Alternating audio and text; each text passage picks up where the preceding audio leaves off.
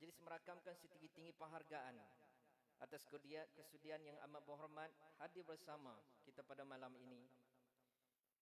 Khususnya bagi memberkati majlis pada malam ini, marilah sama-sama kita menadah tangan mengaminkan bacaan umul kitab Al-Fatihah. A'udzubillahi minasyaitonirrajim. Bismillahirrahmanirrahim. Alhamdulillahirabbil alamin arrahmanirrahim maliki yaumiddin. Iyyaka na'budu wa iyyaka nasta'in. Ihdinas siratal mustaqim. Siratal ladzina an'amta 'alaihim ghairil maghdubi 'alaihim waladdallin. Amin. Hadirin yang dirahmati Allah sekalian, kini tibalah acara yang dinanti-nantikan, yaitu sesi kuliah agama yang akan disampaikan oleh penceramah jemputan kita pada malam ini. Untuk maklumat hadirin, penceramah kita ialah Al-Fadhil Ustaz Datuk Profesor Dr. Muhammad Farid Ravi bin Abdullah. Beliau akan buat pengkongsian tajuk berkaitan dengan ibadah korban. Tanpa melengahkan masa, majlis dengan segala hormatnya mempersilakan beliau untuk menyampaikan kuliah agama. Fatafadhal mashkura.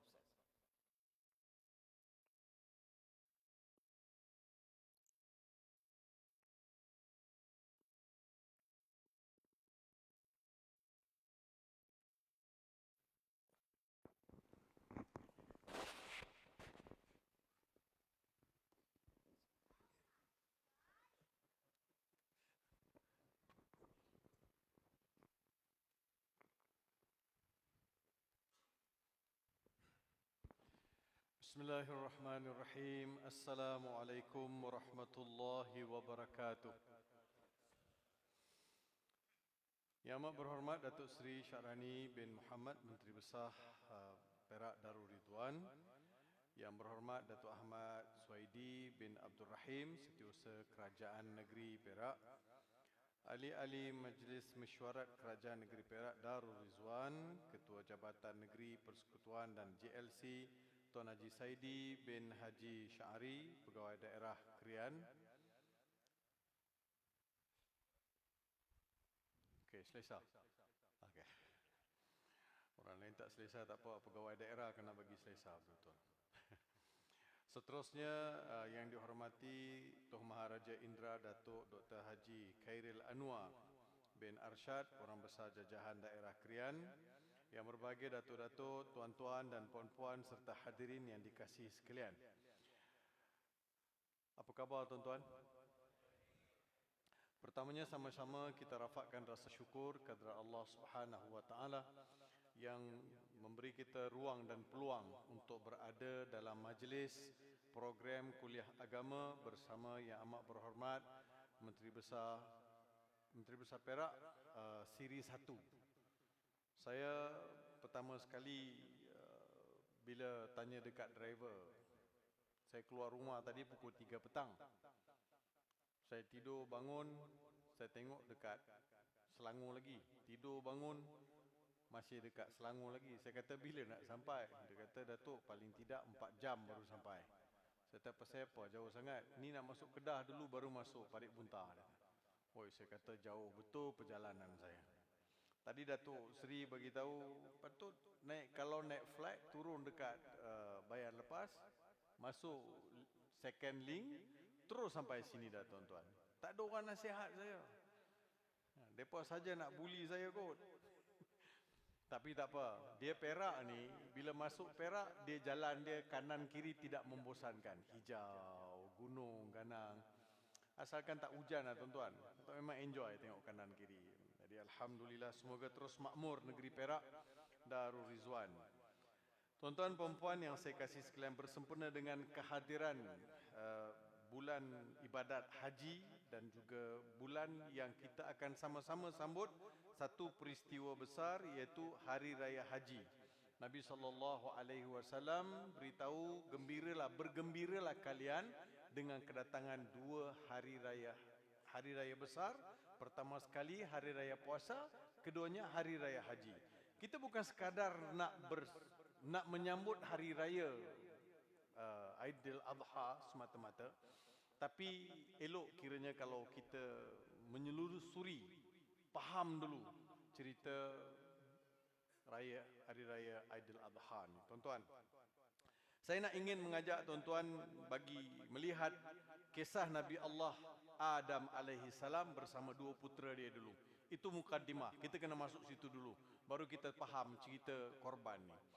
Dalam surah Al-Maidah bermula daripada ayat 27, Allah Subhanahu wa taala memberitahu kita sehinggalah ayat 31 perihal korban yang pertama. A'udzubillahi minasyaitonirrajim. Watlu alaihim naba abnai Adam bil haqqi id qarraba qurbana fatuqabbala min ahadihima wa lam yutaqabbal min al-akhar qala la aqtulannak qala innama yataqabbalu Allahu minal muttaqin. Ambil itu dulu. Allah Subhanahu wa taala beritahu, watlu alaihim, wahai Muhammad, bacakan kepada mereka. Siapa? Umat Nabi Muhammad sallallahu alaihi wasallam akan perihal kisah dua putera Nabi Allah Adam alaihi salam. Mengikut kitab-kitab sirah sebut dua putera ini, seorang namanya Qabil, seorang namanya Habil. Dua orang, Qabil dan Habil. Allah Subhanahu wa taala datangkan satu ujian kepada mereka sebab masing-masing ada pendirian. Qabil dan Habil. Qabil ini dia tidak mau patuh kepada satu peraturan Allah. Hawa alaiha assalam mengandung 20 kali, melahirkan anak setiap kali kembar. Setiap kali bersalin kembar. So anak Adam dan Hawa ini 40 orang. 40 orang. Setiap kali beranak kembar. Setiap kali beranak kembar. Syariat Nabi Allah Adam alaihi salam, anak itu boleh kahwin silang. Kembar sulung, kembar pertama boleh kahwin dengan kembar kedua. Qabil ada kembar dia, Habil ada kembar dia. Qabil ada kembar, kembar Qabil ikut syariat Habil yang kahwin. Kembar Habil akan dikahwini oleh Qabil. Disebabkan kembar Qabil ini cantik, kembar Habil tak cantik, Qabil tak nak kahwin dengan kembar Habil. Tak mau, dia kata, tak cantik, aku tak mau. Habis nak menikah dengan siapa? Aku nak menikah dengan kembar aku. Tak boleh. Syariat kata tak boleh. Syariat Nabi Allah Adam tak boleh. Nak juga untuk tes iman mereka ini, Allah datangkan satu ujian. Qabil dia merupakan petani. Habil dia merupakan seorang penternak.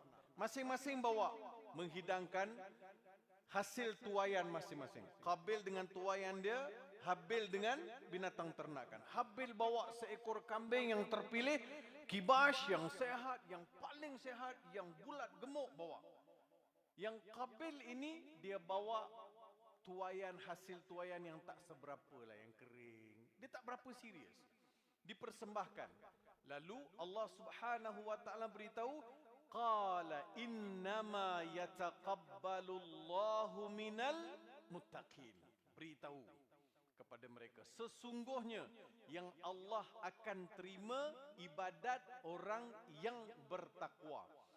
Dasar takwa itulah yang menyebabkan Qabil, dasar takwa itulah yang menyebabkan Habil bawa hasil tuaian yang baik. Nak buat untuk Allah, kena buat yang terbaik. Walaupun 2 rakaat solat sunat kita tuan-tuan, tapi 2 rakaat itu mestilah solid. Bukan kira 20 rakaat, tapi 2 rakaat. Walaupun 2 rakaat, mestilah solid. Solid maksudnya cukup tertib, rukunnya, syaratnya, khusyuknya, semua ada. 2 rakaat lebih baik daripada 20 rakaat yang tak khusyuk. Betul. Allah beritahu. Takwa menjadi dasar, mengukur, menyukat setiap amalan kita. Daripada situlah bermulanya Allah beritahu bahawa korban yang dilakukan sebagai laluan menghampirkan diri kepada Allah mestilah yang terbaik, yang paling elok, yang paling sempurna. Sebab itu ibadat kita pun tuan-tuan, ibadat kita kalau nak ditengok, Nabi galakkan orang muda ini beribadat. orang muda banyakkan masa untuk beribadat. Ibadat dalam konteks yang lebih luas. Tuan-tuan, ibadat dalam konteks yang lebih luas. Jangan difaham ibadat dalam konteks yang sempit. Ibadat ini mesti solat, mesti zakat, mesti haji, mesti pergi umrah, mesti berpuasa. Tak. Susun selipar dekat luar masjid pun ibadat juga. Tolong jawatan kuasa masjid, bila ada hari gotong royong, kita sama-sama bersihkan masjid, kolah masjid, bilik air, pun ibadat juga. Semua itu ibadat. Senyum pun ibadat. Selagi mana kita tidak buat sebarang mudarat, tidak membawa sebarang musibah, selagi itulah kita berada dalam kerangka ibadat. Sekarang kita tengok apa yang berlaku pada Nabi Allah Ibrahim alaihi salam. Kita tahu sosok Nabi Ibrahim alaihi salam ni adalah sosok yang sangat hebat. Di antara kisah Nabi yang terpanjang dalam Al-Quran adalah kisah Nabi Allah Ibrahim alaihi salam. Kalau orang tanya kat kita, kisah Nabi yang paling panjang, kisah Nabi Musa alaihi assalam. Dia Musa ni, bila saya sebut dengan tuan-tuan ni, Musa dia bahasa Hebrew. Bahasa Israel dulu, dia panggil bahasa Hebrew. Musa. Mu itu membawa maksud air, sa itu membawa maksud kayu. Musa, air dan kayu. Dalam cerita Nabi Allah Musa alaihi salam, air, kayu. Betul tak? Awal-awal dihanyutkan di air. Yang menyelamatkan dia kayu yang apungkan. Kemudian kayu juga yang dibaling menjadi menjadi ular, menjadi tongkat dan menjadi ular. Hujungnya air itu juga yang selamatkan Nabi Musa alaihissalam daripada Fir'aun. So Musa, mu itu air, sa itu kayu. Nabi Ibrahim alaihissalam, kisah yang kedua terpanjang di dalam Al-Quran Al-Karim. Kita tahu Nabi Ibrahim dia mulakan kerja dakwah di Iraq bersama ayah dia, sebab asal usul Nabi Ibrahim daripada Iraq. Daripada Iraq dia berpindah pergi ke Mesir, daripada Mesir dia akhirnya bermastautin, bermukim di Palestin.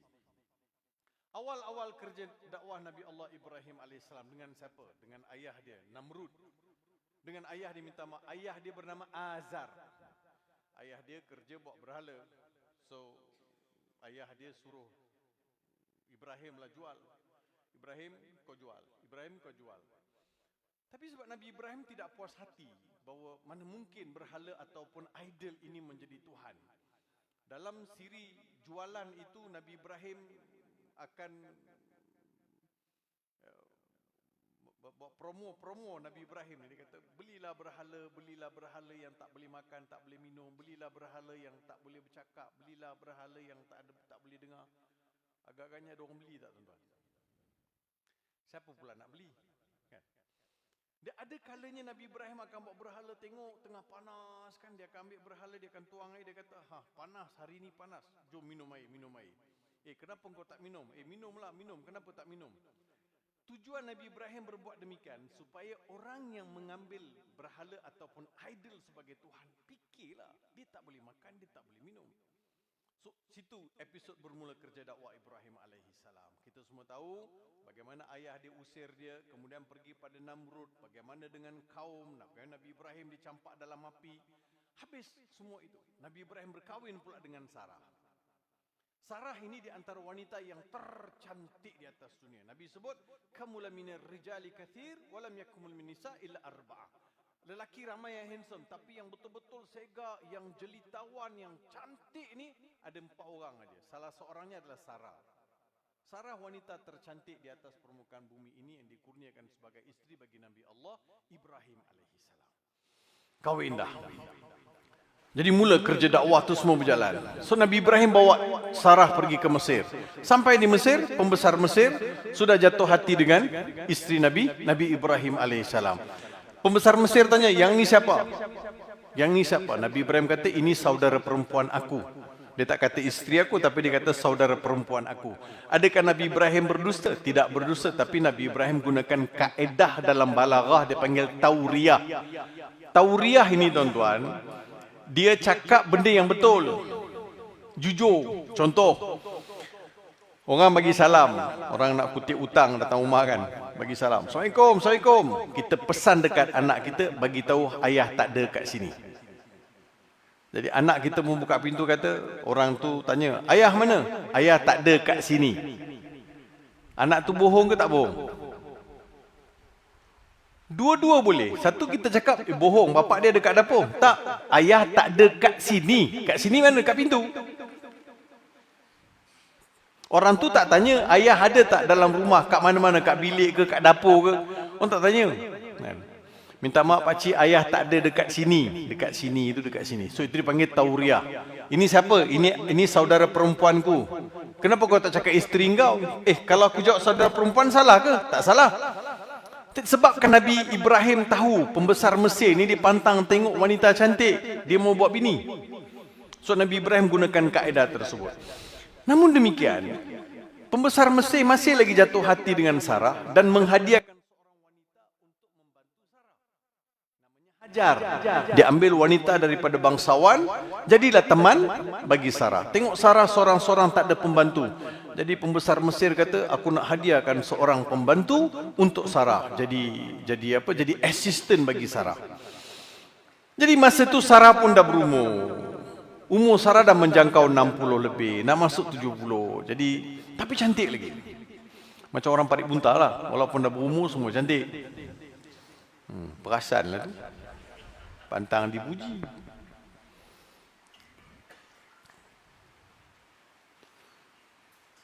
Jadi, Hajar ni, dia boleh tengok Hajar, Ibrahim, Sarah. Jalan 3 orang. Bila jalan bertiga, Sarah ni kata, ada anak dara seorang, tak ada apa-apa hubungan dengan suami aku. Dan aku pun dah berumur, aku pun tak boleh nak berikan zuriat untuk suami aku. Aku nak cadangkan supaya suami aku kahwin aja dengan Hajar. Berjiwa besar Sarah, memberi tawaran kepada suami di Ibrahim. Sarah kata, wahai Ibrahim, kau kahwin sajalah dengan Hajar ini. Kahwin dengan Hajar, mana tahu dengan perkahwinan tersebut, engkau dikurniakan zuriat. Besar tak jiwa hati Sarah ni? Halo? Rasa-rasanya besar ke tidak? Besarlah jiwa dia. Mana ada orang perempuan tiba-tiba offer kat suami kahwin satu lagi? Ada? Angkat parik buntau ada? Tak ada? Parik buntang kan parik buntau? Tuan-tuan. Parik buntang. Ada tak orang kat sini nak tawar macam tu kat suami? Offer? Mestilah tak ada, mana ada. Saya kata, kak, bagi suami izin kahwin satu lagi, taat pada suami, syurga kak. Teman tak kisah, neraka pun tak apa. Tak ada maknanya dia bagi dia kahwin satu lagi. Baik, tapi disebabkan Sarah ada alasan. Sarah kata, aku dah berumur, tak boleh nak bagi zuriat. Mana tahu abang kahwin dengan Hajar ni, dikurniakan zuriat. Kawinlah Hajar dengan Nabi Ibrahim. Cukup tempoh, mereka dikurniakan zuriat. Lahirlah Ismail. Alal kibari Ismail. Nabi Ibrahim sudah berumur, sudah 80 lebih. Masa dapat Ismail.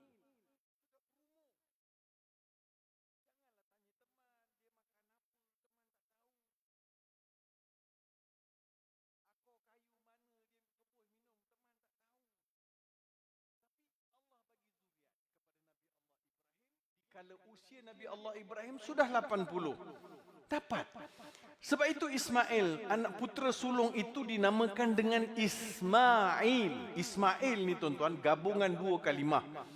Sami'a Allahu du'aahu. Doa yang telah diperkenan oleh Allah. Doa yang telah diperkenan oleh Allah. Itu gabungan bagi maksud nama Ismail. So, sebab lama dia berdoa. Rabbi habli minas salihin, Rabbi habli minas salihin. Semua ujian yang Allah berikan pada Nabi Allah Ibrahim, Nabi Allah Ibrahim lalui dengan begitu cemerlang. Tapi dalam hati ni ada kata-kata kan. Tak ada zuriat, tak ada anak. Allah kurniakan Ismail. Nabi Ismail masih merah lagi. Ibu masih tak habis pantang lagi Hajar, datang perintah Allah suruh antar Ismail dan Hajar ke sebuah lembah kering kontang.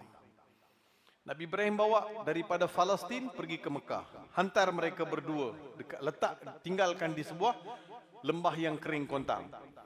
Masa ditinggalkan dengan sedikit bekalan makanan dan minuman, bila Nabi Ibrahim naik kenderaan nak jalan, Hajar pegang jubah suami dia. Sebab itu hak Hajar. Sebagai isteri, dia ada hak untuk bertanya pada suami dia, makan aku mana, minum aku mana, tempat tinggal aku mana, keselamatan aku apa cerita. Itu hak dia. Sebagai isteri, dia kena dibela oleh suami. Ni kau nak tinggalkan aku kat padang pasir, apa hal ni? Pegang jubah suami dia, tanya, wahai Ibrahim, adakah kau tinggalkan aku di lembah yang kering kontang ini, di lembah ini, atas kehendak engkau dan perasaan engkau, atau engkau tinggalkan atas perintah Allah Subhanahu wa taala? Nabi Ibrahim sebut, demi sesungguhnya aku tinggalkan engkau dan putera sulungku di sini atas perintah Allah Subhanahu wa taala. Hajar terus lepaskan jubah suami dia. Dia lepas. Dia sebut tuan-tuan, Hajar sebut, idzan lan yudayya'ana Allah. Kalau itu keadaannya Ibrahim, pergilah engkau. Sesungguhnya Allah tidak akan sia-siakan kami. Tuan-tuan boleh bayang tak iman seorang perempuan dalam keadaan pantang, anak masih merah, terdedah kepada bahaya dan bencana. Tak tahu binatang buas, tak tahu siapa akan datang mengganggu gugat mereka. Apa yang ada di situ? Nabi Ibrahim naik kuda bila melepasi gunung, sebab Mekah kan lembah, keliling gunung. Nabi Ibrahim naik sebab Mekah kan lembah, keliling gunung. Nabi Ibrahim naik. Allah tidak akan sia-siakan kami. Protector, security yang ada kat situ cukuplah. Kalau Jibril seorang yang kawal Hajar dan Ismail, tak perlu orang lain dah, tuan-tuan. Tak perlu kau bawa hulu balang mana-mana. Malaikat Jibril aja. Dia libas sebelah sayap aja habis. Habis sebelah sayap aja cukup. Malaikat Jibril alaihi salam ada di situ. Semua ni wujud sebab apa? Pertama sekali, sebagai hamba, dia ada hubungan baik dengan Tuhan. Dia ada God conscious. God conscious ni dhamirun ayqadathu khasyatullah. Naluri fitrah yang disedarkan adanya Tuhan. Adanya Tuhan. Naluri dia kata ada Tuhan. Tuhan ni kata apa sebenarnya? Tuhan ni mengajak kepada apa sebenarnya ni? Tuhan ni suruh saya buat apa? Sebab itu saya pun heran. Tuan-tuan, bidang pengajian saya tafsir. Daripada BA sampai PhD. Saya PhD saya dekat University of Jordan. Memang penat letih. Sepanjang pengajian saya, tuan-tuan, di antara pengkhususan saya punya bidang adalah melihat kepada wakab, maksudnya mufradat, kalimah-kalimah yang ada dalam Al-Quran. Kedudukan kalimah-kalimah tersebut dan juga environment yang mewujudkan kalimah tersebut. Apa di sebalik kalimah tersebut? Dan apa yang perlu kita faham? Tuan-tuan percaya atau tidak? Orang kita ni, orang Malaysia ni, percayalah cakap saya, 15% pun belum faham Al-Quran. Belum.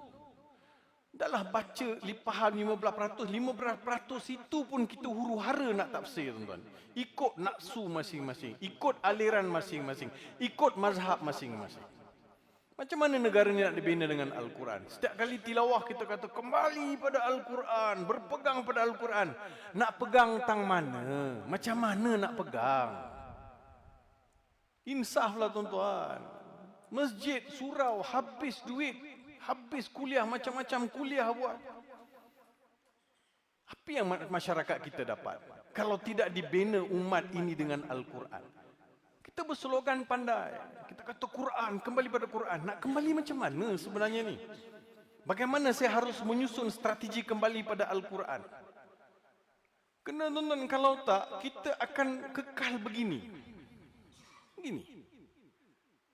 Kita akan berpecah, kita akan bergaduh, kita akan berentakkan, kita akan berasakan, bertikaman. Tidak akan ada naratif, tidak akan ada satu nero yang membawa kita kepada sebuah kejayaan. Seperti mana pernah dicapai oleh umat Islam satu ketika dahulu. Kita ada weapon, kita ada modal yang sangat besar. Tapi masalahnya bila sudah ada tafsiran-tafsiran yang sudah mengikut hawa nafsu, semua orang nak tafsir, dia tidak ada latar belakang Quran pun dia nak tafsir. Pening tuan-tuan. Saya lah yang sedih. Contoh tuan-tuan, saya bagi contoh. Al-fitnatu asyaddu minal qatl. Apa maksud dia? Fitnah itu dosanya lebih besar daripada membunuh. Ayat ini dibaca dalam semua pentas tertentu. Tapi kalau pilihan raya, ayat ini memang popular. Sebab apa? Sebab orang nak kata, koma ni fitnah. Dibaca ayat tu, tahu tak dosa fitnah ni besar daripada membunuh. Al-fitnatu asyaddu minal qatl. Fitnah ini dosa lebih besar daripada membunuh. Kita pun jual ayat tu. Tuan-tuan, bunyi fitnah tapi maksud dia lain. Al-fitnatu asyaddu minal qatl. Fitnah dalam ayat itu membawa maksud syirik. Buat sesungguhnya syirik kepada Allah dosanya lebih besar daripada membunuh. Jauhnya. Itu maksudnya. Kalau Arab sebut fitnah, dia tak sama dengan fitnah yang dipaham oleh orang parit bunta. Quran sebut fitnah. Dalam Quran tuan-tuan, kalimah fitnah. Maklum. Dengar maklum. Maklum yang suka baca dalil. Dalam Quran, kalimah fitnah ada 12 maksud. Kalimah fitnah tu ada 12 maksud. Saya sebut ni tuan-tuan sebab saya sayang. Saya sayang negara ini. Saya sayang masyarakat Islam. Saya sayang dengan ilmu yang saya belajar. Kalau tidak disampaikan, saya khawatir besok saya pun akan tanya di soal juga. Bagaimana saya bina masyarakat melalui neraca ataupun citra Al-Quran yang diinginkan. Tuan-tuan, cuba tuan-tuan fikir. Kenapa 10 tahun di Mekah dakwah Nabi, 13 tahun di Mekah dakwah Nabi, di Madinah 10 tahun. Semua berapa tahun? 23 tahun. Saya tanya senang aja. Kenapa 23 tahun Nabi berjaya membina sebuah masyarakat madani? Tak apalah, walaupun popular sekarang di pihak kerajaan sebut kerajaan madani, kenapa dia jadi sebuah masyarakat yang begitu hebat? Dalam tempoh 23 tahun. Sebab gurunya hebat, anak murid pun hebat. Kita merdeka dah berapa tahun? Kita bawa Quran dah berapa tahun? Berapa kali kita dah khatam Quran? Berapa kali kita baca Yasin? Semua itu kita kena bertanggungjawab. Baca tapi kita tidak ada usaha untuk faham. Jangankan orang Malaysia, orang Melayu, orang Jawa, orang Banjar. Tuan-tuan kena ingat, orang Arab sendiri pun kalau dia tak belajar Al-Quran, dia tak belajar tafsir, dia tak belajar ilmu balaghah, ilmu nahwu, dia pun tak faham. Confirm. Saya mengajar dekat Universiti Jordan dulu tuan-tuan. Habis PhD, saya dapat tawaran mengajar. Saya mengajar kejap. Dia nak offer saya tetap, saya kata tak, saya kena balik. Saya baliklah Malaysia. Orang Arab pun tak faham. Tunjuk dengan saya orang Arab faham. Kalau orang Arab faham, tuan-tuan agak banyak orang Arab berpecah tak?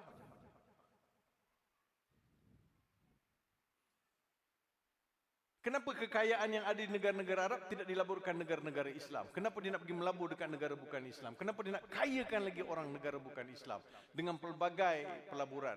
Negara Islam ada. Kenapa tak melabur di sini? Kenapa tak dimelabur di negara-negara yang sedang membangun Islam? Kenapa? Di sini tak faham. Allah beri mereka kekayaan supaya Islam itu tidak hina sebab kembangnya Islam dari negara Arab. Tuan-tuan lihat. Sebab itu kita lihat orang Arab. Ada satu insiden dekat Masjidil Haram sekali. Saya duduk saya baca Quran, ada orang Arab sebelah saya baca Quran. Dia pun baca, saya baca. Tak sampai berapa minit dia cuit peha saya, dia kata Assalamualaikum. Saya kata Waalaikumsalam. Wallahi ya akhi, syu ma'na hadhil ayat. Dia kata demi Tuhan saudara, apa maksud ayat ini? Saya kata dalam hati saya lah, kata awak ni Arab, takkan awak tak faham apa awak baca. Tapi disebabkan dia berkait dengan grammar, dia berkaitan dengan nahwu, dia tak faham. Dia baca-baca, dia tak faham. Dia tanya kat saya, kebetulan saya belajar bahasa Arab, saya belajar nahwu, saya tahulah persoalan yang ditimbulkan. Wa nufikha fis suri fasa'iqa man fis samawati wal ardi illa man syaa Allah, thumma nufikha fihi ukhra fa idahum qiyamun yanzurun. Ayat daripada surah Az-Zumar. Nufikha bermaksud telah ditiup sangkakala. Telah ditiup sangkakala. Kemusykilan dia ialah ayat itu sebut telah ditiup sangkakala. Tapi kiamat kan tak berlaku lagi. Kalau belajar bahasa Arab, fi'il madhi, benda tu dah berlaku. Dia punya confuse. Saya kata na'am, bayyana Allah Subhanahu wa ta'ala bi sighatil madhi walakin bi sighatil tamrid majhul. لأن الله سبحانه وتعالى صور لك أحوال القيامة كأنك موجود فتنظر بأم عينيك حتى يكون هناك إيمان على أحوال القيامة. Sorry lah tuan-tuan, tak ada subtitle. Saya memang minat betul bahasa Arab. Yang menyebabkan saya minat lepas saya masuk Islam, saya baca Quran. Dalam 6 bulan saya dah boleh baca Quran. 3-4 tahun tu saya dah boleh baca Quran, dah bertaranum bagai tuan-tuan. Saya dah jemput, orang jemput saya jadi imam. Lepas tu saya rasa tekilan. Saya baca, orang rasa, wah, you baca sedap, wah, you baca sedap. Tapi saya tak faham, saya tak enjoy pun, orang enjoy. Ya. Bila orang enjoy, saya tak enjoy. Saya kata, apa salah aku tak rasa apa-apa, apa yang hafal, apa yang aku baca. Nak bayati boleh, nak sabar boleh, jiharka boleh, nak lagu apa. Rupanya baru saya faham, bila saya bincang dengan guru-guru saya, dia kata betul, sebab apa Farid rasa tak seronok, sebab Farid tak faham apa yang Farid baca. Saya kata macam mana saya nak faham apa yang saya baca? Kena belajar bahasa Arab. Saya pergi cari jalan macam mana nak belajar bahasa Arab. Itu punca asal usul kenapa saya pergi Jordan. Buat first degree saya, ijazah pertama saya, untuk saya nak mendalami bahasa Arab sebab saya nak faham Al-Quran. Tuan-tuan lihat, disebabkan saya bermula dengan Al-Quran, Allah buka macam-macam jalan yang lain sebab niat itu untuk Al-Quran, untuk faham Al-Quran. Jadi Arab tu bila saya jelaskan kat dia, dia jadi seronok tuan-tuan. Dia seronok, Masya Allah, syukran jazilan. Lepas tu dia tanya kat saya soalan, benda yang saya tak suka orang tanya lah. Dia tanya soalan kat saya, dia kata, Enta min fin. Engkau ni daripada mana? Teman jujur boleh jawab. Teman kata, teman daripada Malaysia. Dia kata, lah, takkan Malaysia macam ni, color lain. Dia pelik tuan-tuan.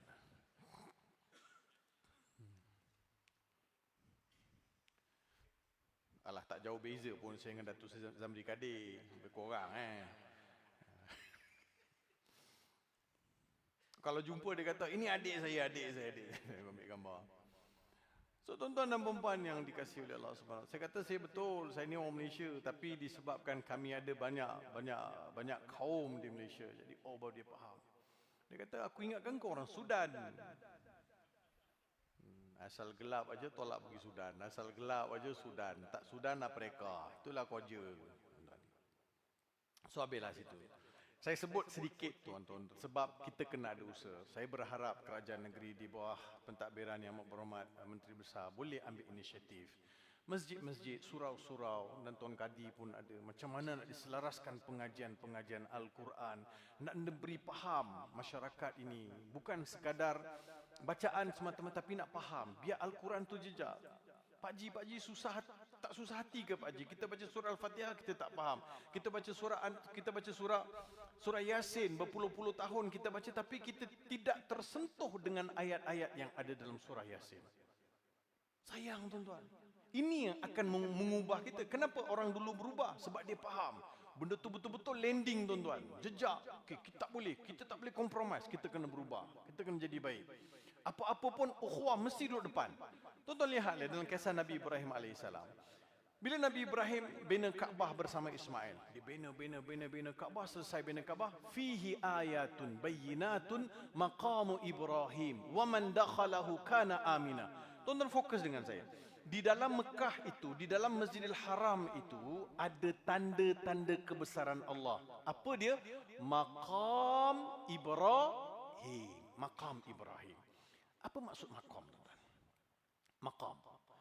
Maqam, ada orang kata tempat Nabi Allah Ibrahim berdiri. Betul, tempat Nabi Allah Ibrahim berdiri. Dalam Quran dia ada maqam, dia ada muqam. Muqam tempat tinggal. Mustaqarran wa muqama. Dalam surah Al-Furqan banyak kali sebut. Muqam tempat tinggal. Maqam, tempat didirikan. Apa yang Nabi Ibrahim dirikan? Wa man dakhalahu kana amina. Yang Nabi Ibrahim dirikan, tegakkan, bangunkan adalah keamanan. Keamanan. Orang Islam mesti menjadi umat yang mempelopor keamanan, kedamaian, kemakmuran. Kita duduk 3-4 orang kat masjid ni, mengata orang, mengata kumpulan itu, kumpulan ni, itu bukan kumpulan yang membawa keamanan. You mesti pelopor. Wa man dakhalahu kana amina. Islam adalah sebuah agama yang dibina atas dasar keamanan. Siapa-siapa masuk negeri Perak rasa aman. Siapa-siapa masuk rumah saya aman. Siapa-siapa masuk kampung saya aman. Siapa-siapa masuk daerah saya aman. Aman. Sebab bila dominasinya orang Islam, orang akan rasakan keamanan. Orang takkan rasa kesusahan atau merasa tertekan. Itu ayat. Maqamu Ibrahim wa man dakhalahu kana amina. Aman. Aman. So kita kena pelopor keamanan. Umat Islam, umat yang membawa kepada keamanan. So yang ini perlu kita songkar dan kita susunkan, strategikan, letakkan tonggak yang utama bagi negeri Perak untuk membina umat, masyarakat Islam di negeri Perak dan juga masyarakat lain tak salah nak menumpang, berteduh di bawah naungan Al-Quran. Mana pernah Quran mengancam, mana pernah Quran mengecam dan juga mengatakan sesuatu kepada orang yang bukan Islam duduk di sebuah negeri daerah yang aman damai dan juga makmur dengan kita. Tak ada. Mereka juga harus merasakan kehebatan Islam. So Nabi Ibrahim pun bina. Selepas selesai bina, Nabi Ibrahim, Allah beritahu kepada Nabi Ibrahim, wahai Ibrahim, panggil manusia pergi haji. Wa adzin fin nasi bil haji ya'tika rijalan wa ala kulli dhamirin ya'tina min kulli fajjin amiq. Wahai Ibrahim, panggil orang datang haji supaya ada di antara mereka datang berjalan kaki atau menaiki kenderaan yang namanya unta. Biarpun unta itu unta itu kurus kering dari segenap penjuru bumi, segenap benua bumi. Nabi Ibrahim kata, wahai Tuhan, mana mungkin saya panggil, macam mana nak sampai? Saya kat sini, macam mana panggilan saya boleh sampai kat manusia di hujung-hujung dunia ni? Allah beritahukan Nabi Ibrahim, alaikal adhan wa alainal balagh. Kerja engkau Ibrahim, panggil. Kerja aku yang sampaikan kat telinga manusia. Betul. So itu tonton perasan atau tidak talbiyah kita ni? Talbiyah kita apa? Talbiyah labbaik Allahumma labbaik. Kita baca kan? Labbaik Allahumma labbaik, labbaik la syarika lak labbaik, innal hamda wan ni'mata lak wal mulk la syarika lak. Kita hayati atau tidak talbiyah? Bila Allah panggil, Ibrahim kau panggil, mereka buat haji. Bila sampai kat saya dapat giliran atau saya dapat berangkat, ada rezeki, ada keamanan perjalanan, sihat tubuh badan, saya nak berangkat, saya jatuhkan niat. Bila saya pakai ihram, saya jatuhkan niat, saya pun bertalbiyah. Saya sebut, labbaik Allahumma labbaik. Tuan-tuan, dalam bahasa Arab ni, katakan mak saya Arab mak saya panggil saya. Mak saya panggil kata, ya Muhammad. Mak saya panggil, ya Muhammad. Saya jawab, saya ada dua pilihan cara untuk jawab. Sama ada saya jawab, na'am ya ummi, ya wahai ibuku, ataupun ibu saya panggil, ya Muhammad, saya jawab, labbaika ya ummi. Aku menyahut seruan engkau wahai ibu dan aku bersedia apa saja yang kau nak suruh aku buat. Maksudnya aku datang dengan penuh tunduk dan juga patuh pada apa-apa arahan terkandung dalam kalimah labbaik. Jadi bila saya berangkat pergi Mekah tuan-tuan, yang Allah panggil saya tu, saya nak bagi tahu dekat Allah, labbaik Allahumma labbaik. Tuhan, aku datang. Aku datang sahut suruhanmu wahai Tuhan. Apa yang kau nak suruh aku buat? Aku datang. Innal hamda wan ni'mata laka wal mulk. Sesungguhnya segala nikmat, segala puji-pujian dan juga kekuasaan milik engkau wahai Tuhan. Tiada syirik bagimu. Datang sepenuh hati. Datang dengan jiwa yang berserah pada Tuhan. Baru nampak. Tonton, kalau orang faham labbaik Allahumma labbaik ni, dia akan menitis air mata kali pertama dijatuhkan niat, dia lafazkan. Bukan bernasyid. Nasyid. Labbaik Allahumma labbaik. Apa benda tuan-tuan? Ikutlah orang nak menasyid, teman tak gemar. Bukanlah tak gemar nasyid, dengar juga nasyid. Tetapi dia tak jejak. Saya nak kita faham. So baru kita keberangkatan itu dapat dirasai jiwa tu tuan-tuan. Tuan-tuan tahu tak tuan-tuan? Cakaplah tak tahu. Sebab saya tak bagi tahu lagi. Masa Nabi Ibrahim nak panggil tu, yang Allah kata alaikal azan, panggil dia orang pergi haji. Masa tu iblis tengah tak ada kerja. Dia tengah tak ada kerja, seperti mana diriwayatkan dalam kitab dalam tafsir Tabari. Iblis tengah tak ada, dalam Qurtubi pun sebut, iblis tak ada kerja. Tak ada kerja. So dia kata, wahai Tuhan, takkan Ibrahim aja panggil orang pergi haji. Saya pun nak participate jugalah. Saya pun nak tompang panggil orang pergi haji, boleh? Tuhan kata silakan. Jadi adalah kesimpulan orang buat, orang pergi haji, balik, berubah, seruan itu seruan Ibrahim. Kalau pergi haji, tak berubah, balik tak berubah, yang satu lagi ni panggil lagi. Nah. Jadi, kita tak ada nak judge. Tuan-tuan, saya sebut ni untuk insaf saya, supaya saya dapat muhasabah. Ya Allah, biarlah yang aku pergi haji ni, seruan itu daripada Allah yang sampai melalui Ibrahim. Saya nak insaf, bukan saya nak tengok orang tu balik haji tak berubah, kita kata sah-sah lah. Jangan hukum, kita bukan orang yang diminta untuk menghukum. Jangan menghukum, jangan menilai orang. Jangan rajin sangat nak baca buku orang. Baca diri sendiri dulu tuan-tuan, muhasabah diri sendiri. Jadi tuan-tuan dan puan yang saya kasih oleh Allah Subhanahu wa taala, kita nak lihat ibadat haji adalah ibadat yang membentuk diri. Ibadat haji, ibadat yang menjalin hubungan dengan Allah dengan lebih tersusun, dan nampak hubungan dia dengan Allah itu lebih kemas. Lebih kemas. Dan seterusnya, sejarah dalam Quran ini jangan pernah diketepi, dan baca dengan secara tersusun supaya kita dapat asuhan yang betul. Daripada kisah Nabi Adam masuk dalam peristiwa di Mekah, kemudian baru pergi peristiwa Madinah, bagaimana berlaku, semua itu memberitahu kepada kita mesej yang sangat penting.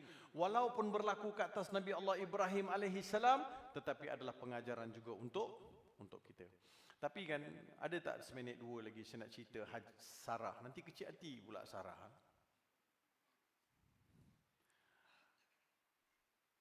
Kan Nabi Ibrahim di Mekah, Sarah Hajar di Mekah bersama Ismail, Sarah di Palestin. Ketika Nabi Ismail sudah umur 13 tahun, kan turun ayat suruh sembelih Nabi Ismail. Pada tahun yang sama, pada ketika yang sama, malaikat pergi jumpa Sarah, bagi tahu Sarah akan mengandung. Tuan-tuan tahu tak Sarah dapat berita dia akan mengandung, umur dia berapa tahun? 92 tahun. Kak Su, kat belakang tu, umur 92, agak-agak lah kan. Malaikat datang bagi tahu, wahai Sarah, engkau akan mengandung. Sarah, kami ni datang nak beritahu engkau akan mengandung. Sarah pun respon,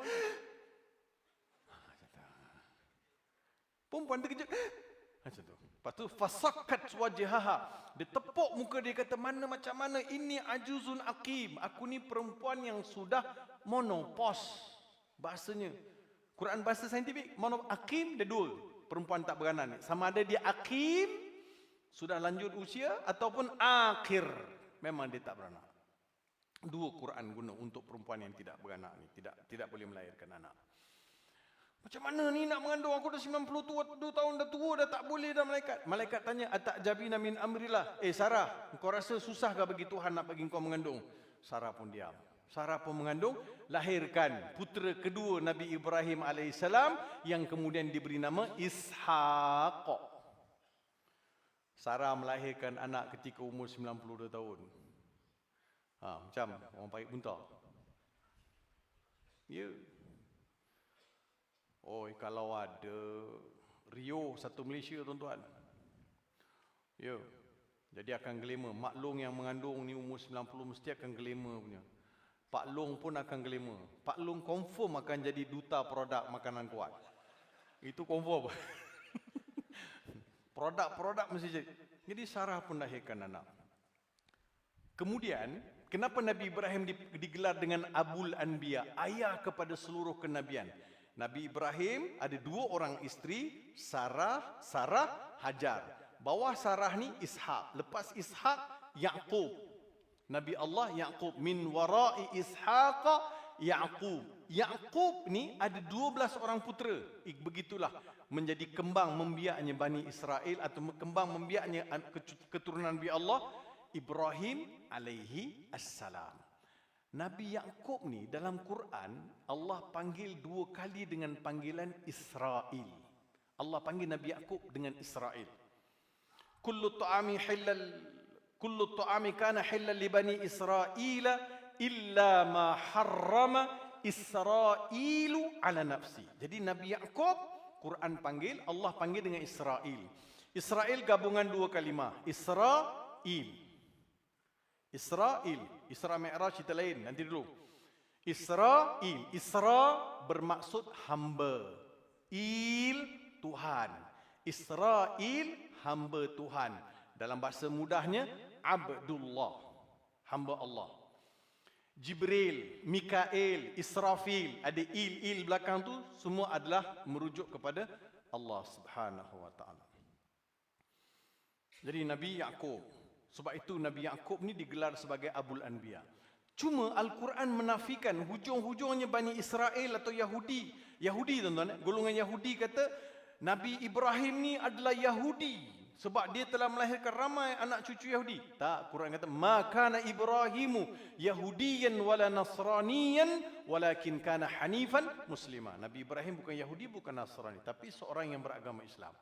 Cuma tuan-tuan, kesimpulannya ada 2 orang nabi daripada susur galur Nabi Allah Ibrahim alaihissalam. Seorang namanya Ismail, seorang namanya Ishaq. Ismail, selalu nama Nabi Ismail disadurkan Halim. Sifat Halim. Ha, lam, ya, mim. Halim. Yang membawa maksud seorang yang penyabar, seorang yang penyantun. Tinggi sabar dia tuan-tuan. Nabi Ismail. Sebab itu dia bagi tahu bapak dia nak sembelih-sembelihlah ayah. Tak ada hal. Ismail. Halim. Setiap kali sebut Ismail, Halim. Seorang penyabar lagi penyantun. Setiap kali sebut Ishaq, Allah akan sebut Alim. Ain, lam, ya, mim. Alim. Yang berilmu pengetahuan. Yang sabar lagi penyantun, Allah suruh jaga Mekah. Tuan-tuan lihat. Nampak tak? Yang sabar lagi penyantun, iaitu Nabi Ismail, diletakkan di Mekah. Jaga Mekah ni, wahai Ismail. Yang berilmu pengetahuan, letak dekat Palestin. Kau jaga Palestin ni. Begitulah susun atur Tuhan. Mudah-mudahan tuan-tuan kita menjadi umat yang taat pada perintah Allah Subhanahu wa taala, kembali menghayati Al-Quran, kembali menghayati perjuangan para nabi dan rasul. Aqul qawli hadza wa astaghfirullah al-azim li wa lakum. Wabillahi taufiq wal hidayah. Assalamualaikum warahmatullahi wabarakatuh. Bismillahirrahmanirrahim. Alhamdulillahi rabbil alamin. والصلاة والسلام على أشرف الأنبياء والمرسلين وعلى آله وصحبه أجمعين. اللهم اجعل جمعنا هذا جمعا مرحوما وتفرقنا من بعده تفرقا معصوما ولا تجعلنا فينا ولا من يتبعنا مترودا ولا محروما. اللهم يا حي يا قيوم، اللهم أنت فاطر السماوات والأرض، أنت ولينا في الدنيا والآخرة، توفنا مسلما وألحقنا بالصالحين. اللهم يا حنان يا منان يا ذا الجلال والإكرام. Ya Allah, Ya Rahman, Ya Rahim, di penghujung program kuliah agama bersama Yang Amat Berhormat Menteri Besar Negeri Perak, Ya Allah, dan juga bersama pemimpin-pemimpin negeri dan juga pemimpin masyarakat tempatan. Kami menadah kedua tangan kami ini, Ya Allah, mohon limpah kurnia, inayah, taufik daripada-Mu ya Allah. Ya Allah, pandanglah kami dengan pandangan kasih sayang-Mu ya Allah. Pandanglah kami dengan pandangan rahmat-Mu ya Allah. Jangan pernah Kau palingkan wajah Kau daripada kami ya Allah. Kami ni hamba-hamba-Mu ya Allah yang banyak salah dan silap. Namun kami tidak ada tempat lain untuk mengadu, memohon dan juga merayu melainkan pada-Mu jua ya Allah. Rahmatilah kami ya Allah. Semoga tidak ada seorang pun yang kembali ke kampung halaman, ke rumah mereka, melainkan mereka telah meraih keampunan daripada-Mu ya Allah. Ampunkan dosa-dosa kami ya Allah. Dosa kedua ibu bapa kami ya Allah, dosa pasangan kami ya Allah, dosa anak cucu kami ya Allah, dosa jiran tetangga kami ya Allah, dosa sahabat andai kami ya Allah, dosa umat Nabi Muhammad sallallahu alaihi wasallam.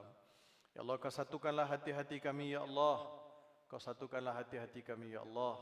Kau satukanlah hati-hati kami ya Allah. Kami tahu ya Allah, dengan berpecahnya hati kami tidak akan dapat rahmat dan taufik daripada-Mu ya Allah.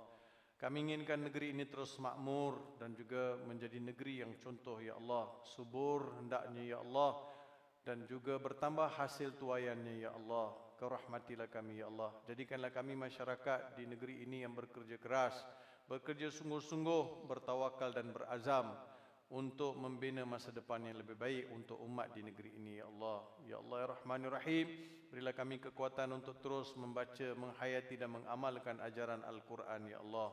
Kami yakin dengan kembali pada Al-Quran kami akan jadi lebih baik ya Allah. Kami akan jadi khaira ummah. Ya Rahman ya Rahim, ya Mujibas Sa'ilin, sekiranya ada di antara kami yang sakit, Kau berilah kesembuhan kepada mereka ya Allah. Jika ada di antara kami yang tersimpul dengan pelbagai masalah, Kau rungkaikanlah masalah-masalah mereka ya Allah. Sekiranya ada di antara kami yang terbelenggu dengan hutang piutang, Kau murahkanlah rezekinya ya Allah, supaya dapat langsaikan hutang-hutangnya ya Allah. Rabbana innana amanna faghfir lana dhunubana wa kaffir anna sayyiatina wa tawaffana ma'al abrar. Rabbana atina fid dunya hasanah wa fil akhirati hasanah wa qina adzaban nar. Wa sallallahu ala sayidina Muhammad وعلى آله وصحبه وبارك وسلم. سبحان ربك رب العزة عما يصفون. سلام على المرسلين والحمد لله رب العالمين. تقبل الله منكم.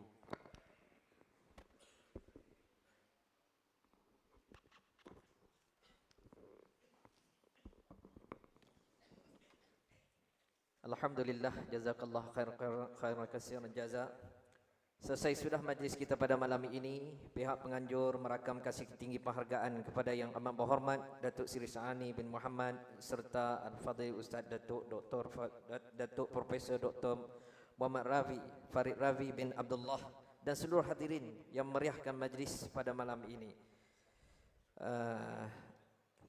Allah Subhanahu wa taala berfirman, Ba'na'udzubillahi minasyaitonir rajim, fas'alu ahla dzikr in kuntum ta'lamun, maka bertanyalah kepada orang yang mempunyai pengetahuan jika kamu tidak mengetahuinya. Shadaqallahul azim. Jadi dengan ini majlis ditangguhkan dengan tasbih kafarah dan suratul As. Subhanakallahumma bihamdika asyhadu an la ilaha illa anta astaghfiruka wa atubu ilaik. Bismillahirrahmanirrahim. Wal 'asri innal insana lafi khusr illa allazina amanu wa 'amilus salihati wa tawassaw bil haqqi wa tawassaw bis sabr. Assalamualaikum warahmatullahi wabarakatuh.